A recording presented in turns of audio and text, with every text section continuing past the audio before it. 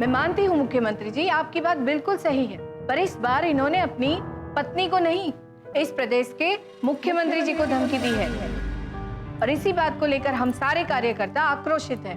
सारा प्रदेश इस बात के लिए आवाज उठा रहा है कि बलदेव सिंह पर कानूनी कार्रवाई होनी चाहिए थी, लेकिन मुख्यमंत्री ने कार्रवाई करने से मना कर दिया। पत्नी जो ठहरी, तो हम उन दोनों के बीच नफरत की ऐसी दीवार खड़ी करेंगे जिसे कोई गिरा नहीं पाएगा। लेकिन जब मेरा कॉल वहां गया तो उसने जानबूझकर उसे रिसीव किया और मुझसे बातें करती रही ताकि ये सब कुछ रिकॉर्ड होता रहे। जी बताइए, किस बारे में बात करनी थी? मुझे लगता है मुख्यमंत्री जी जल्दबाजी में विकास कार्यों को प्राथमिकता दे रही हैं और इसीलिए फाइल्स बहुत जल्दी निपटाई जा रही हैं। इसका फायदा कोई ना कोई तो ले ही रहा है। सच कहूं तो ऐसे मौके बार बार नहीं मिलते। फिलहाल मौका भी है और मेरे जैसे लोगों का दस्तूर भी, और हमें अपने दस्तूर का पालन करना है। ठीक है सरकार, अब आपने फैसला कर ही लिया है तो इस फैसले को कौन टाल सकता है। लेकिन सवाल ये है कि इतने बड़े काम को अंजाम देगा कौन, कौन करेगा ये काम? अरे मैंने तुमसे चर्चा तो की थी एक बार, तुम भूल जाते हो। काम के लोगों को याद रखा करो। ये भी बहुत बड़ी बात होती है कि हमें कब, किसका, कैसे इस्तेमाल करना है। अरे मैं नागा पांडे की बात कर रहा हूँ, नागा पांडे। ओ हाँ, 15 से ज्यादा केस हैं उस पर। 4 महीने पहले ही जमानत पर छूटा है और हमारे इस काम को सिर्फ वही और वही अंजाम दे सकता है। इस तरह के चैलेंजिंग काम करना ही उसकी फितरत है। एक बार अगर काम हाथ में ले ले तो फिर उसे पूरा करके ही दम लेता है नागा पांडे। तो अब वो कहाँ है सरकार? ये अब हमें पता लगाना होगा लल्लन। वो मोबाइल नंबर भी अक्सर बदलता रहता है, लेकिन कुछ लोग हैं जिनके पास उसके हर मोबाइल का नंबर होता है। मैं तुम्हें उन लोगों के बारे में बताता हूं, उनसे संपर्क करो और उसका नंबर हासिल करने की कोशिश करो। ठीक है सरकार, हो जाएगा। देखो, उसका नंबर मिल जाए तो मुझसे बात करवाना। तुमसे बात करके वो मामले को समझ नहीं पाएगा। हाँ सरकार। और हाँ, उससे बात करने के लिए नंबर भी कोई नया ही इस्तेमाल करना। तो ये सोच रहा था सरकार कि मैं आपके नंबर से बात करूंगा। मुख्यमंत्री रह चुके हैं आप और आप ही की पार्टी की सरकार है। किसकी मजाल जो आपके कॉल को टेप करने की कोशिश करे। समझ नहीं रहे हो लल्लन, मेरा कॉल कोई रिकॉर्ड नहीं करेगा, लेकिन हो सकता है नागा पांडे जहां भी हो उसका कॉल कोई रिकॉर्ड करे। इसलिए सावधानी रखना जरूरी है। जी जी पापा। हाँ पापा, देवव्रत अंकल आपसे ही मिलने आए।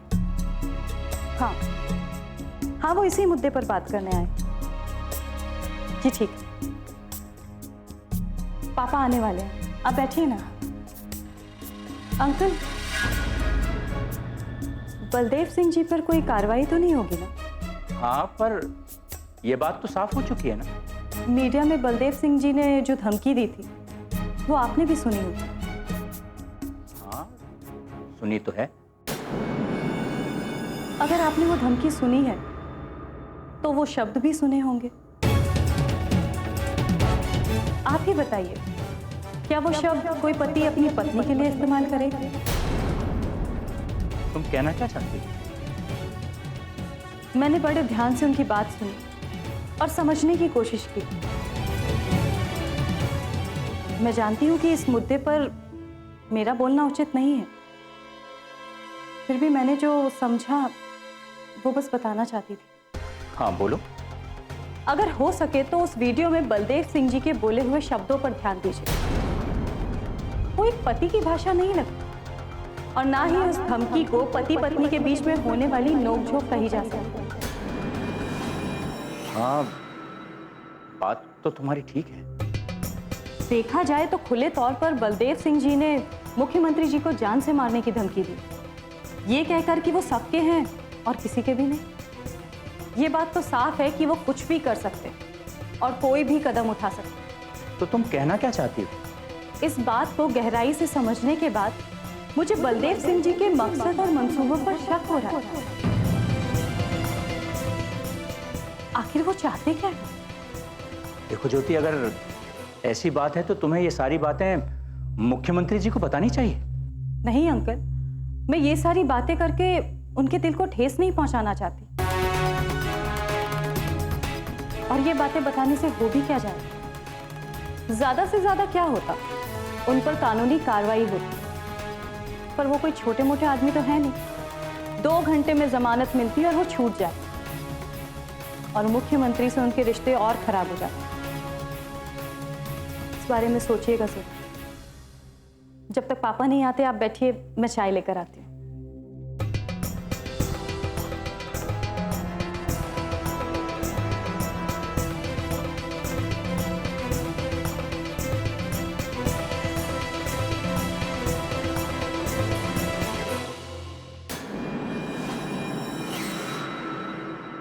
हम तो यही चाहेंगे पंडित जी कि पहले कुंडलियों का मिलान हो जाए।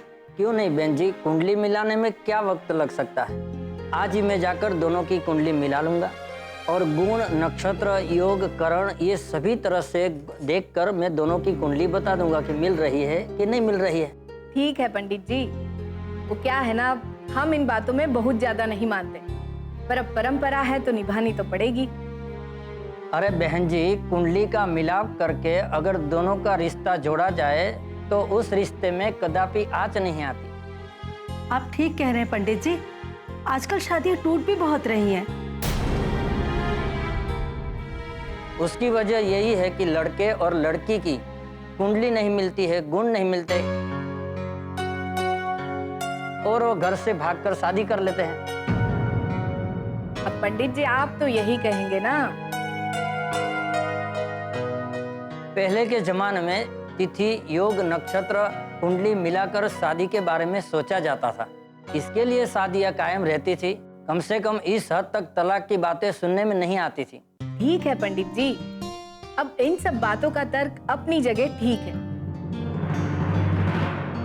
आप तो हमें ये बताइए कि ये कुंडलियां वगैरह मिलाने के बाद आप शादी का मुहूर्त कब निकलवाएंगे? देखिए बहन जी, लग्न का मुहूर्त 2 महीने के बाद शुरू हो रहा है। उसी मुहूर्त में जब जी चाहे तब कर लीजिएगा। उसके बाद तो बहन जी मुहूर्त ही मुहूर्त है। जी बहुत अच्छा पंडित जी, तो आप इसी मुहूर्त में शादी का मुहूर्त निकलवाइए। हमें तो शादी इसी लग्न में करनी है। लीजिए, प्रणाम। सदा सुखी रहो, सदा।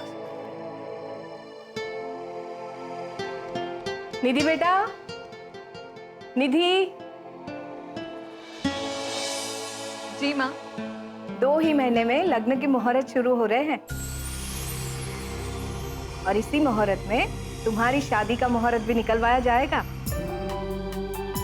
जी। अब तुम हमें ये बताओ कि तुमने अपनी शादी के बारे में क्या सोचा है। शादी किस तरह होनी चाहिए?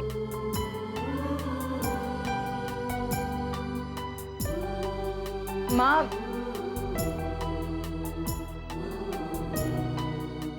अब इस बात का फैसला भी आप लोग ही कर लीजिए। देखो निधि, शादी का ख्वाब हर लड़की की आंखों में होता है। ये शादी ब्याह रोज नहीं होते, इसलिए अगर तुमने अपनी शादी के बारे में कुछ सोचा है तो अपनी माँ को ना सही मुझे जरूर बता दो। तुम जैसा चाहोगी तुम्हारी शादी वैसे ही होगी। क्यों मेघना जी? जी।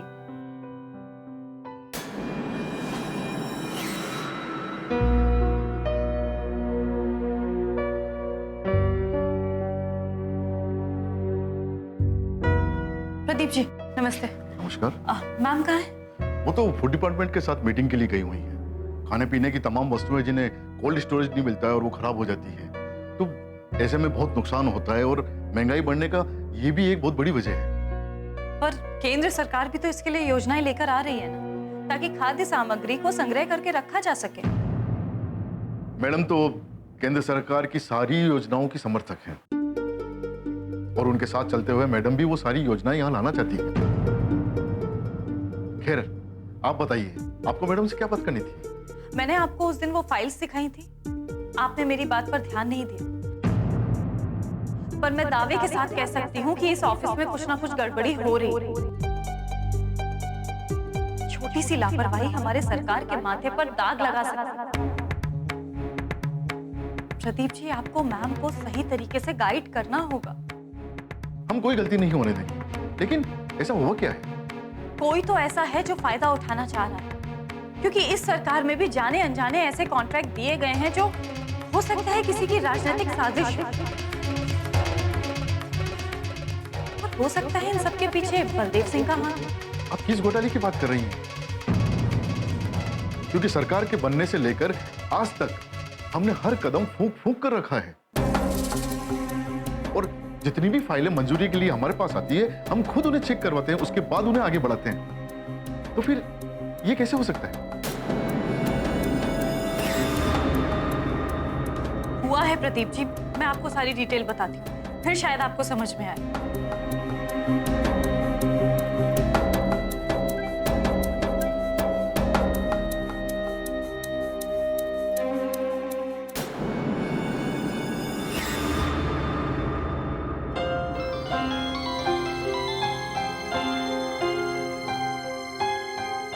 हाय निधि। हाय आदित्य, क्या कर रहे हो? काम कर रहा हूँ, लेकिन काम तो एक बहाना है निधि। दरअसल तुम्हें याद कर रहा था। ये अच्छा बहाना है। वैसे आज माँ ने पंडित जी को बुलाया था। ओह, तो मतलब तारीख भी आज तय हो ही गई। अरे नहीं नहीं, अब तक तारीख पक्की नहीं हुई है, पर 2 महीने बाद इसी लग्न मुहूर्त में हमारी शादी होगी। अरे तो फिर लगे हाथों तारीख भी तय कर ही लेते। ओहो, शादी के लिए बड़े बेकरार हैं आप। हाँ, बेकरारी तो है। मेरा बस चले ना तो मैं आज ही शादी करूं।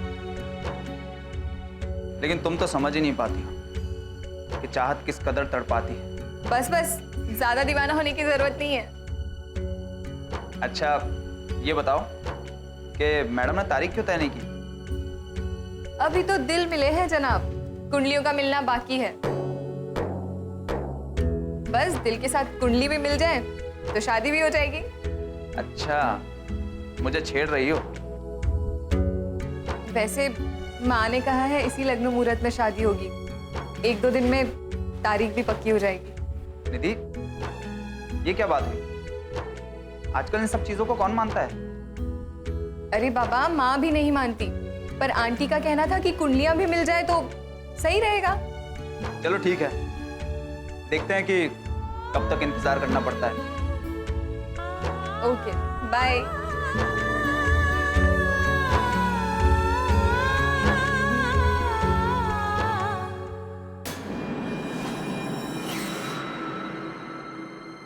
आखिर माजरा क्या है देवव्रत जी? अब क्या हमें यह मानकर चलना चाहिए कि मुख्यमंत्री जी के ऑफिस में हमारे विरोधी पार्टी के आदमी सक्रिय हैं? हम विरोधियों में किसका नाम लें? हमारे सामने तो सिर्फ 2 ही नाम आते हैं, एक बलदेव सिंह और दूसरे हमारे ही पार्टी के शंकर प्रसाद। उन दोनों के ऊपर भ्रष्टाचार के आरोप लगे हैं। कहीं ऐसा तो नहीं कि ये सब खेल शंकर प्रसाद जी के इशारे पर हो रहा हो और अपनी बदनामी को छुपाने के लिए हमारी इस सरकार को बदनाम करने की साजिश कर रहे हैं? हमें भी ऐसा ही लगता है।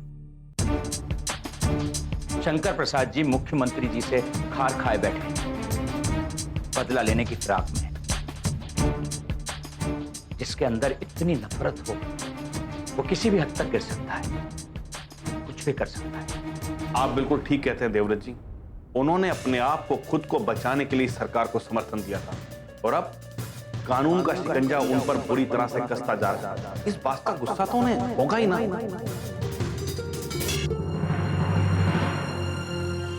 राकेश जी, पार्टी में रहकर लोग पार्टी के खिलाफ बात करने लगे तो पार्टी को संभालना बहुत मुश्किल हो जाता है। मैं आपसे ये वाली बात सिर्फ इसलिए कह रहा हूं क्योंकि आप गृह मंत्री हैं। आप इस बात को संभालने की कोशिश कीजिए। हम बिल्कुल नहीं चाहते कि करप्शन हो, मगर हम ये भी नहीं चाहते कि किसी की साजिशों की वजह से हमारी पार्टी की बदनामी हो।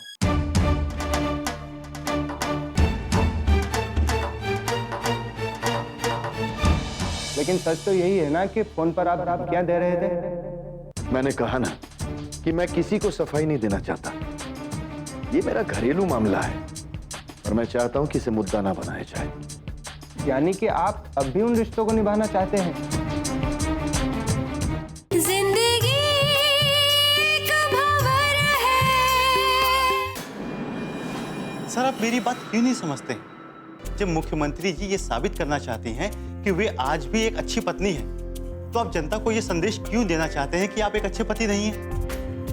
देखो सक्सेना, मैं जो भी हूं सो हूं और सच्चाई तो जनता के सामने है। इसके ऊपर मैं क्या बात कर सकता हूं? सर, मैंने रिपोर्टर्स बुलाए हैं। आज मीडिया में आपका एक इंटरव्यू जाना चाहिए ताकि जनता की सोच पे जो धुंध जमी है वो छट जाए। आप कहें तो मैं बुलाऊं? ठीक है, बुलाओ उन्हें। जी।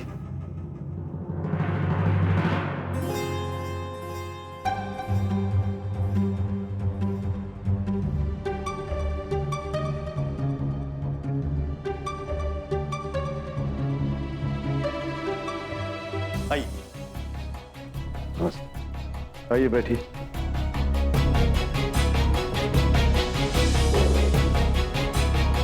नमस्कार।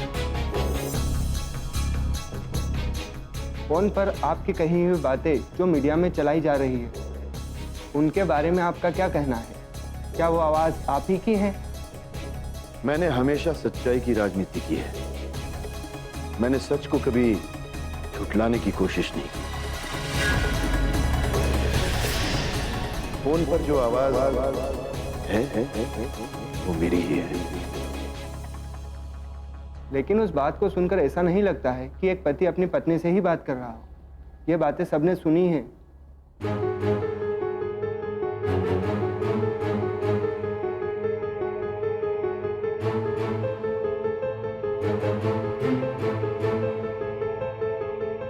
देखिए, मैं इस मामले में किसी को सफाई देना जरूरी नहीं समझता।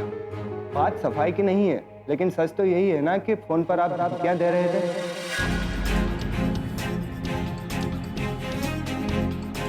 मैंने कहा ना कि मैं किसी को सफाई नहीं देना चाहता।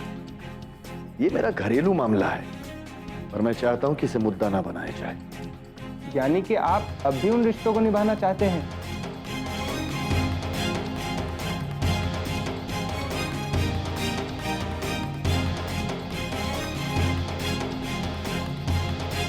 देखिए, जाहिर सी बात है, जब तक रिश्ते हैं तो रिश्तों से इनकार तो नहीं किया जा सकता ना।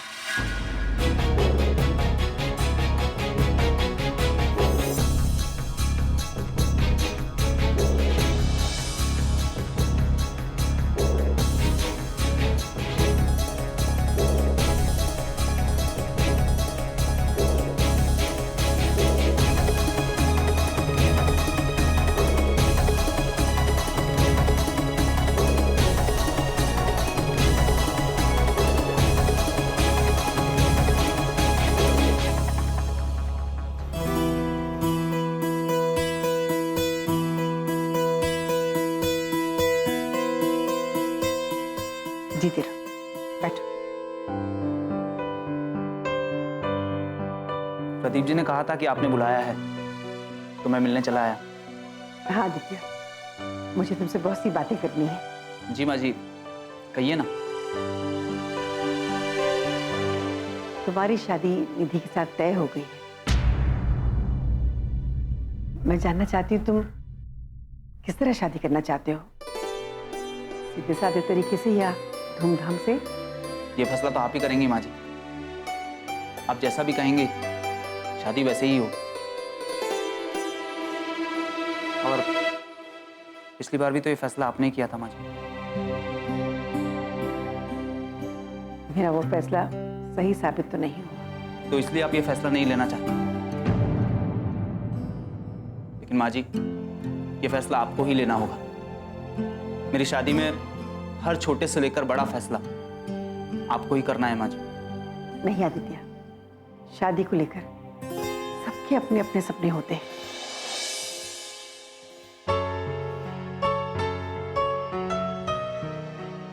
कहीं ना कहीं सोचते तो सभी। मैंने कुछ नहीं सोचा है माँ जी,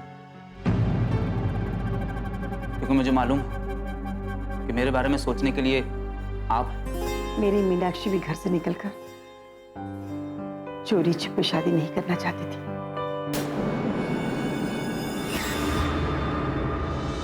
उस वक्त हम लोग मजबूर थे बेटा, लेकिन आज ऐसी कोई मजबूरी नहीं है। मैं जानता हूँ माँ जी, कि माँ जी उस वक्त आपका फैसला एक माँ का फैसला,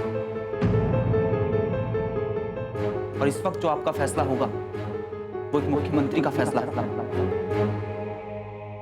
जिंदगी एक भंवर है। मैं जानता हूँ माँ जी, मीनाक्षी के सपने बहुत बड़े थे। उसने शादी को लेकर न जाने क्या क्या सोच रखा था, लेकिन उसे पता भी तो था माँ जी कि सबकी रजामंदी से शादी होती तो उसके सारे सपने पूरे होते। वही तो मैं तुमसे कहना चाहती थी। वो अपने सारे सपनों को भुलाकर चुपचाप शादी के लिए तैयार हो गई थी। उस वक्त हम लोग मजबूर थे बेटा, लेकिन आज ऐसी कोई मजबूरी नहीं है। मैं जानता हूँ माँ जी, लेकिन माँ जी उस वक्त आपका फैसला एक माँ का फैसला था, और इस वक्त जो आपका फैसला होगा वो एक मुख्यमंत्री का फैसला होगा।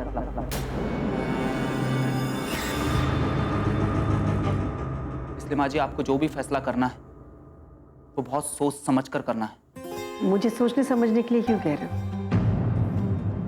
तुम खुद सोच समझ कर मुझे बता दो। माँ जी मैंने निधि से तो बात नहीं की है, लेकिन माँ जी आप जैसे लोग ही जनता के लिए प्रेरणा होते हैं,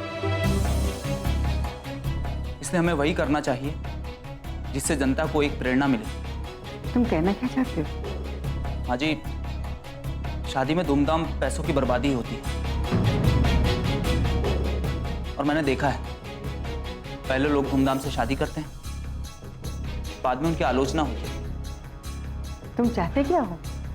माँ जी मैं चाहूंगा कि शादी बिल्कुल सीधे साधे तरीके से हो, क्योंकि शादी का समारोह सादे ढंग से भी तो किया जा सकता है। और अगर आपकी मेघना जी से बात होती है तो आप उन्हें भी समझाने की कोशिश कीजिएगा।